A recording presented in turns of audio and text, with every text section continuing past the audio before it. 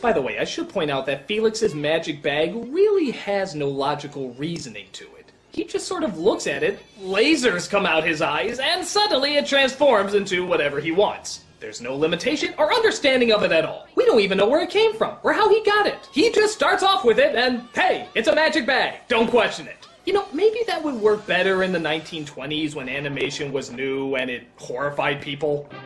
Oh my god, a cat doing things with a bag! Hide your children! But when this came out, it makes about as much sense as it does now. Howdy, stranger. I speak for the trees. Why don't you just follow me? By yourself, you can get in a lot of trouble out here.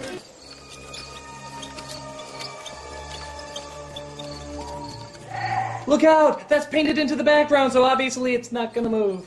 What? I got you.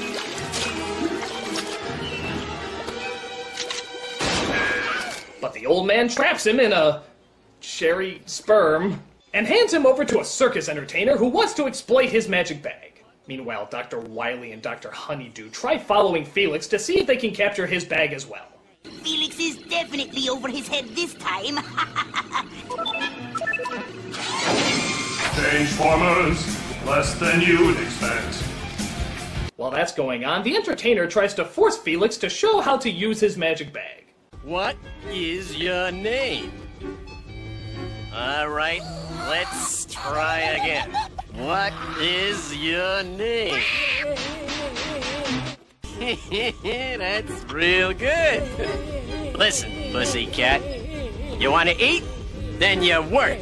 My name is Felix. Stop that! You're getting way too much enjoyment out of whatever you're doing. What did they even tell the person who was animating that? Alright, I want you to make it look like he's dry humping a trash can. No questions, damn it, no questions. I have a very specific vision. So the show slash circus slash thing that the entertainer runs finally begins. And you're not gonna believe it. It's really loud, obnoxious, and annoying! Who is our boss? The Duke of Silvercross. Who never gathers moss? The Duke of Silvercross. What the hell? Okay, I have no idea why they just showed her face right there, but let me tell you, it sums up the movie! That's the face I'm gonna make throughout the entire flick!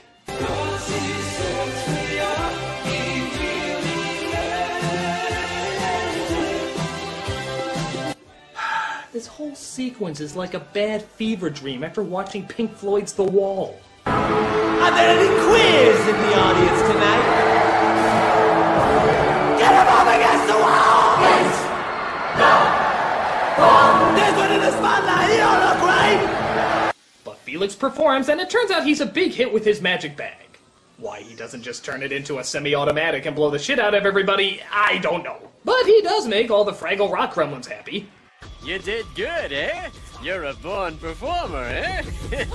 We then see the princess is forced to perform while dancing inside a bubble. Bubbles!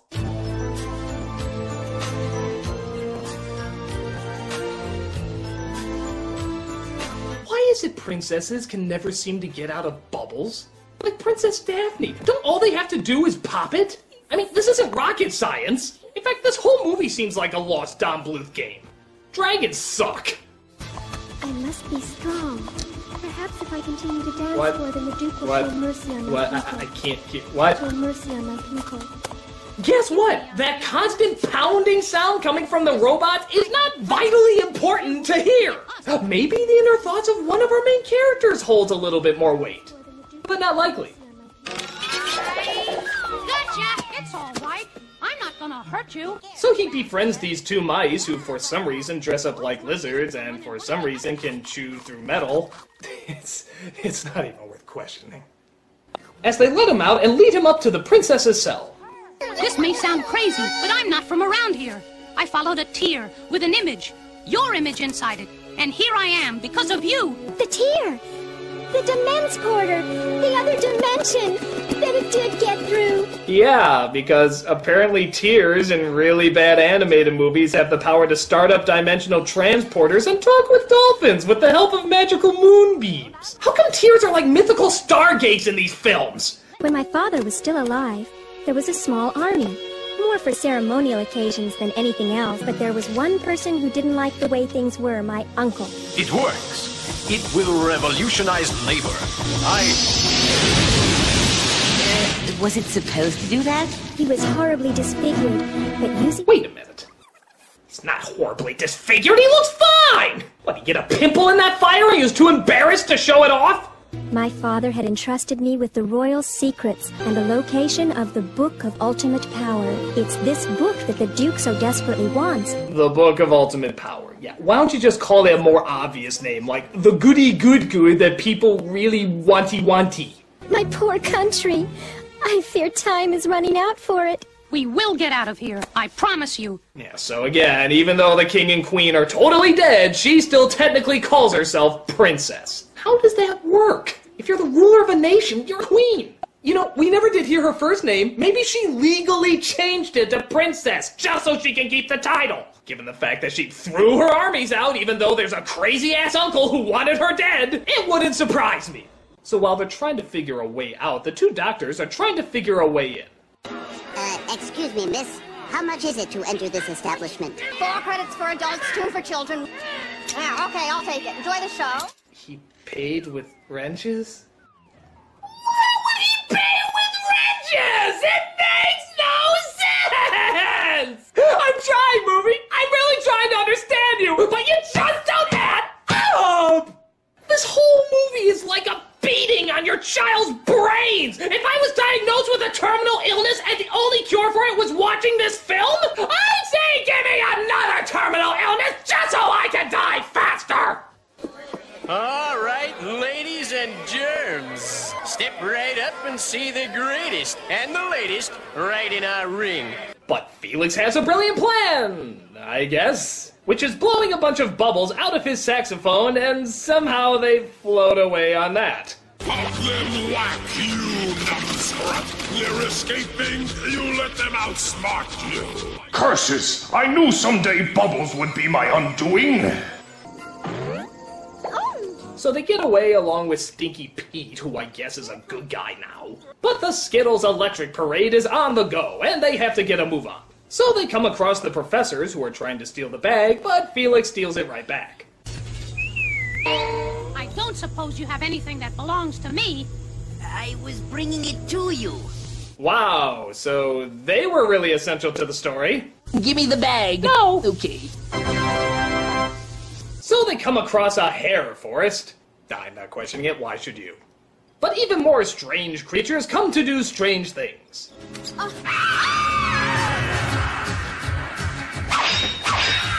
Princess, are you okay? Yes, I think so. Oh, that one scream really seemed to take a lot out of me.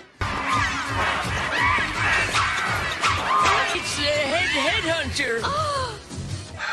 It's like if Dr. Seuss really hated children and wanted to give parents a way of punishing them without necessarily beating them. And yet the psychological scars would still be the same.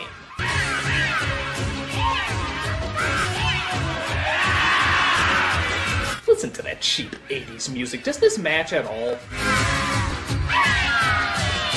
I went through the friend zone. Gonna take it right into the friend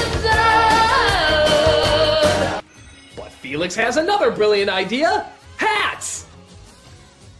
I just don't get you, movie! I don't get you! I'm convinced this movie is where somebody's drug money went. They had to hide it somewhere, so how about a film that obviously had no effort put into it whatsoever? And on top of that, nobody would ever see. It's genius. Pure diabolical genius! Oh, thank God we're almost at the end. Okay. So the uncle comes across our heroes and forces them to show where the Book of Power is. What is this? Some kind of joke? Truth? Love? Wisdom? I've been been suffering and waiting all these years for this crap? Hey, at least those years were in flashback. We had to sit through a whole hour and a half for this weak-ass twist. Master Cylinder! End of the line for you. And speaking of weak-ass twists, just as the uncle threatens them with a giant killer robot, Felix literally throws the book at him and... that actually defeats him. No! Not into the pit! It burns! What did you do? My army! Yes, nothing like showing truth, love, and wisdom than by tricking your enemy with all your hatred through the dumbest and most barbaric of idiotic methods. Truly, we've learned a lot from this movie. So Felix tries to go back to his dimension, but it turns out none of the gold the professor's brought is able to pass through. But I have a feeling that your gold will pass through the Dimense Porter. But Princess, I don't have any gold. You're wrong, Felix. You do. You have a heart of gold.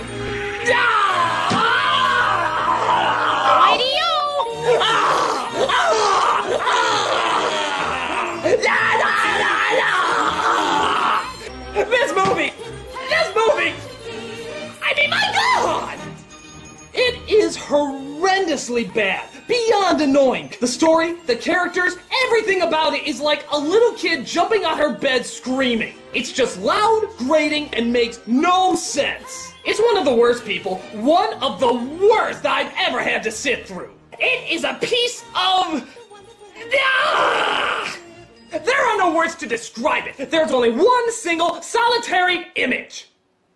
Thank you. I'm the Nostalgia Critic. Run, my children! Run! You're free! Flee this horrible cauldron! Ah!